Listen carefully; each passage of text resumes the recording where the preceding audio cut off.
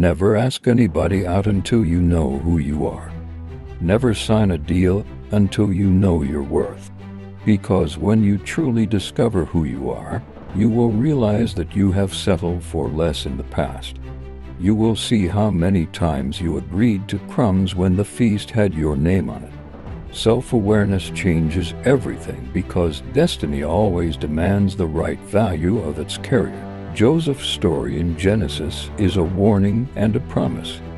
In prison, he interpreted dreams for two men, the cupbearer and the baker. He told the cupbearer, "When you get out, remember me." It sounded like a good plan, but the truth. If the cupbearer had brought Joseph out, the highest he could get was junior butler. Meanwhile, God's intention was Prime Minister same-day promotion, not entry-level survival. That's why you must be careful what you bargain for. Sometimes your own request is far below God's offer. Favor has limitations when it comes from man. If Joseph came out by the cupbearer's favor, he would have lived under the cupbearer's shadow. But when God brought him out, Pharaoh couldn't survive without him. That wasn't favor, it was necessity. Joseph became the solution Egypt couldn't breathe without. Some of you are praying for favor when God is setting you up to be needed. You're asking to be chosen out of kindness, but He's building you so that kindness is irrelevant. They will have no choice but to call you. The position you're asking for is beneath the authority He wants to give you. But because you can't yet see it, you're bargaining for survival, not significance. That's why sometimes favor seems expired. God is not being cruel, He is protecting you from a lesser destiny. The person you're depending on can never put you above themselves. But God's plan is to place you higher than anyone expected, even you. And so, He withholds small favors to make way for undeniable necessity. Your value will make them seek you like a man gasping for air. Too many people are making anyhow bargains. You just want out. You just want change. You're saying, even if I can just get to Ghana, it's fine, when God is planning for you to own land in multiple nations. The tragedy is not the prison, it's settling for the wrong exit. God's plan isn't just to move you. It's to enthrone you. Stop running at the first open door. Joseph could have escaped early and missed destiny. Imagine him as a junior butler polishing silver while Pharaoh still needed answers no one else could give. Your timing matters. Sometimes the delay is not the devil, it's God saying, wait until they need you. There's a difference between being available and being essential. Favor opens doors. Necessity makes you the door. That's why patience is your greatest weapon. Look at your life right now. Are you trying to force an exit or are you preparing for an entrance? Because there's a difference. The first takes you out of pain. The second places you into purpose. Too many people escape the fire only to end up in the cold. God doesn't just rescue you positions. That's why your current stage is not a waste. It's your proving ground. Some of you are tired of waiting, tired of hearing not yet, but you don't understand what you're really asking for. You think you're asking for freedom, but you're actually asking for limitation. You want the cupbearer's favor when God has Pharaoh's throne in mind. You want to survive this year when God is trying to make you reign for decades. Sometimes smaller answers are more dangerous than silence. Never forget your bargain reflects your belief. If you believe you're worth little, you'll ask for little. If you believe your future is small, you'll settle for crumbs. But if you believe you were created for greatness, your requests will match the weight of your assignment. God doesn't just answer according to need, He answers according to vision.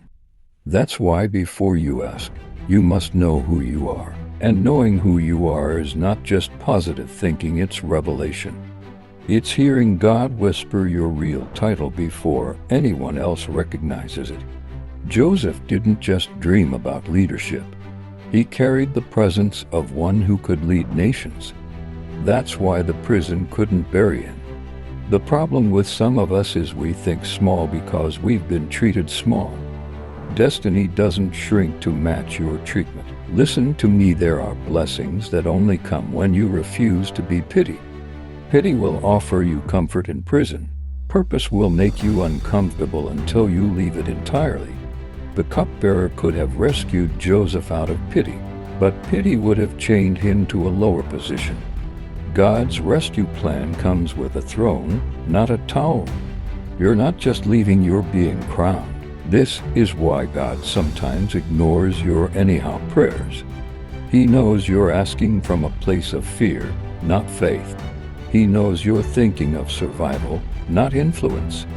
So he lets the silence stretch, not because he's absent, but because he's aligning everything so that when you rise, there's no going back down.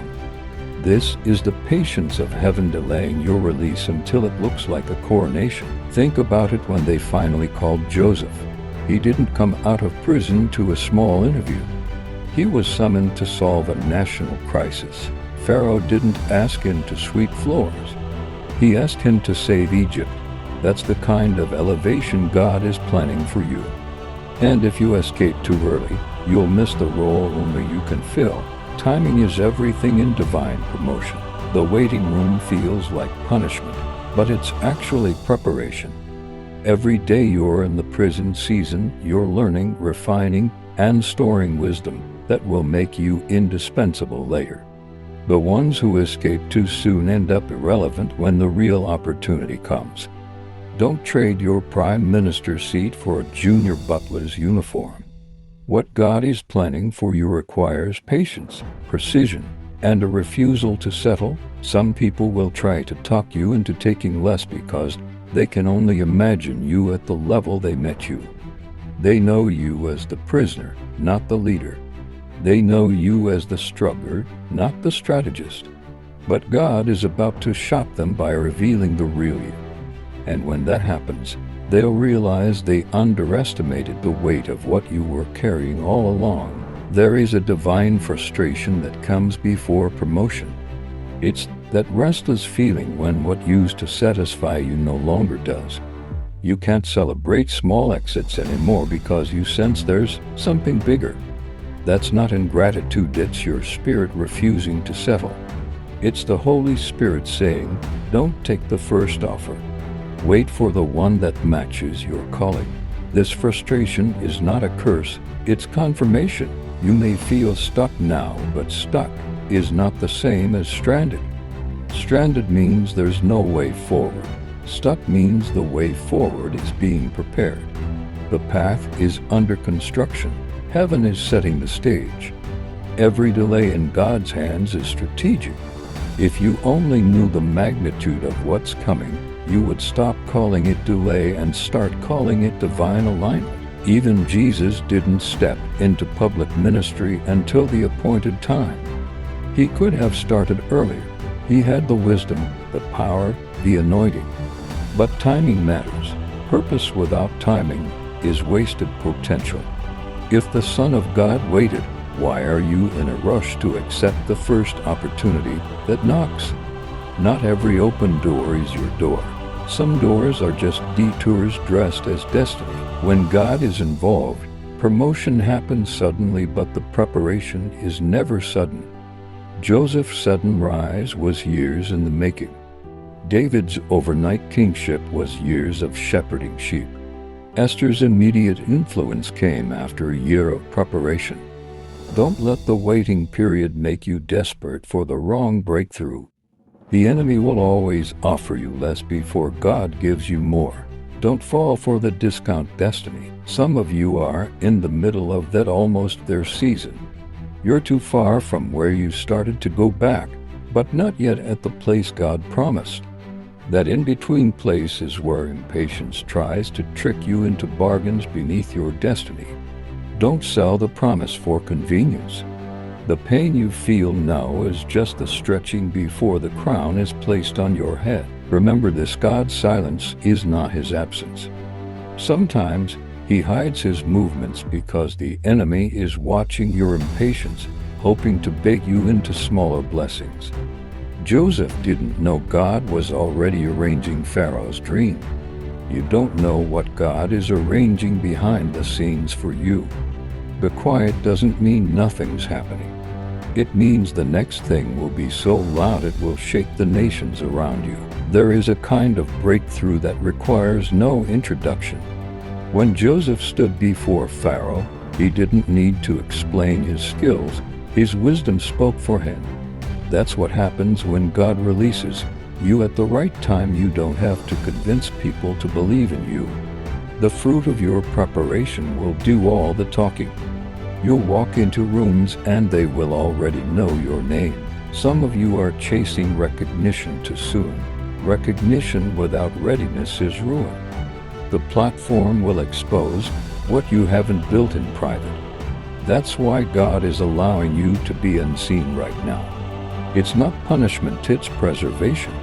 He's letting your roots grow deep before your branches go high. Because if you rise too quickly, the winds of pressure will uproot what was never grounded in discipline.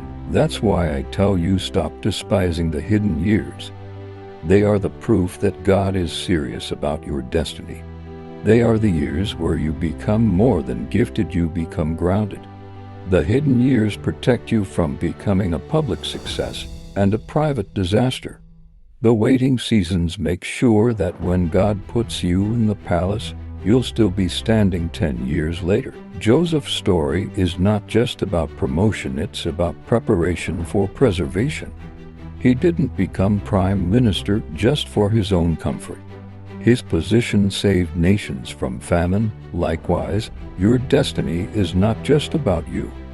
That's why the process feels so heavy. It's building capacity for the people you're called to serve. Your throne is not a decoration, it's an assignment. And God won't give it to you unprepared. So here's the challenge: will you trust God enough to refuse lesser offers? Will you have the courage to say no to good so you can say yes to great? Every time you settle for less, you delay the day of more. But every time you hold out in faith, you shorten the distance to the fulfillment of the promise. Patience in purpose is never wasted. It's a prophetic investment. Let me speak to the one who feels overlooked. You are not forgotten. You are not abandoned. Heaven's schedule still has your name on it. The very people ignoring you now will have to call you later. The same system that closed its doors to you will open them without you knocking. And when it happens, it will be clear this was never favor from man. This was necessity from God. And if this word is speaking to your spirit right now, pause for a moment, breathe, and lock this in. God's plan is bigger than your bargain. If you're watching this and you feel faith rising again, make sure you subscribe right now so you don't miss the next message that will water this seed. Stay connected, because destiny grows faster in the right atmosphere of faith. You see, settling is easy. Patience is hard. Anyone can take the first offer, but it takes vision to wait for the one that matches your identity.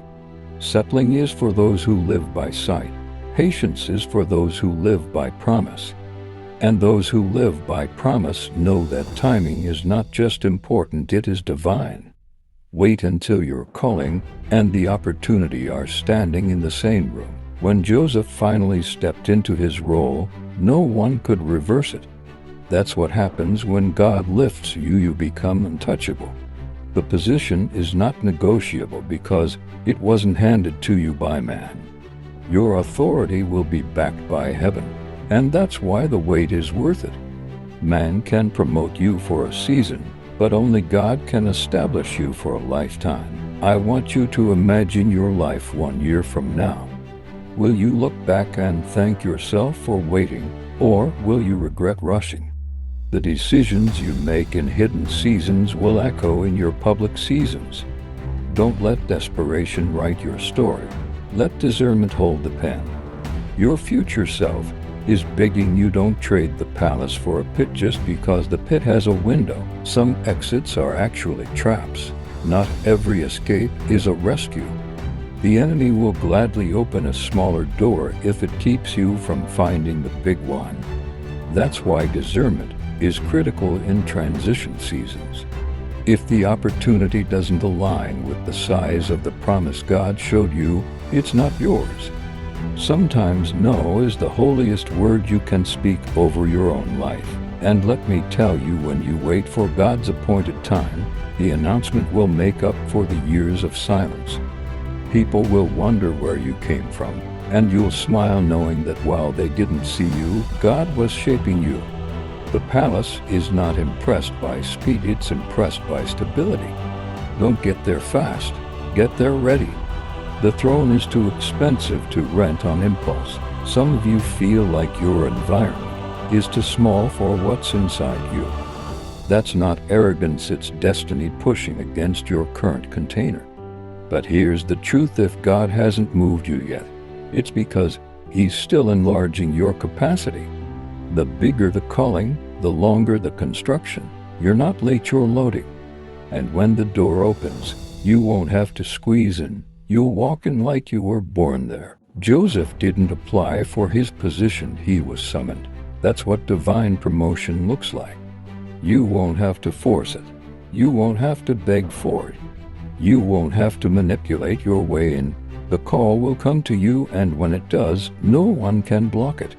Your name will be mentioned in rooms you've never entered because your assignment is too important to be ignored. The cupbearer forgot Joseph for 2 years, but when Pharaoh had a problem only Joseph could solve, the memory returned instantly. That's why you can't be bitter when people forget you. God will remind them at the right time. And when He does, they'll have no choice but to come find you. Forgetfulness is part of the plan that keeps you hidden until the spotlight is prepared. I know it's tempting to think nothing's happening because you can't see it, but every hidden season is full of invisible miracles.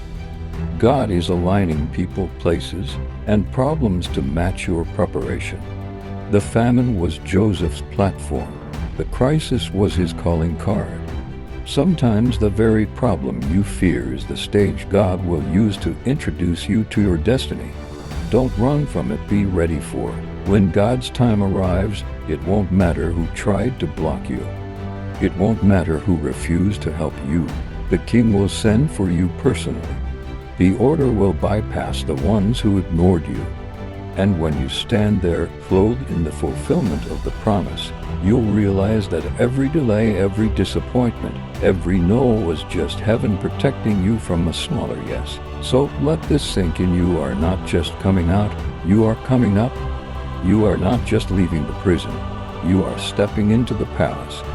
Your exit will not be quiet, it will be an announcement. And those who saw you last in chains will see you next in authority. That's why you can't settle for anyhow opportunities, because God's plan is bigger than your bargain. If this message has ignited something inside you, don't let it fade. Subscribe right now so we can walk this journey together. There are more words coming that will strengthen your faith, sharpen your vision, and remind you that settling is not an option when heaven has spoken your name. Stay connected, because destiny is not a solo mission, it's a community of faith walking toward the promise. I'll leave you with this: when God writes your story, there is no such thing as overexposure. There is no such thing as too late. There is only perfect timing. The crown will fit when your character matches it. The platform will hold when your purpose is ready for it. And when that moment comes, you will see God's plan was always bigger than the bargain you almost settled for.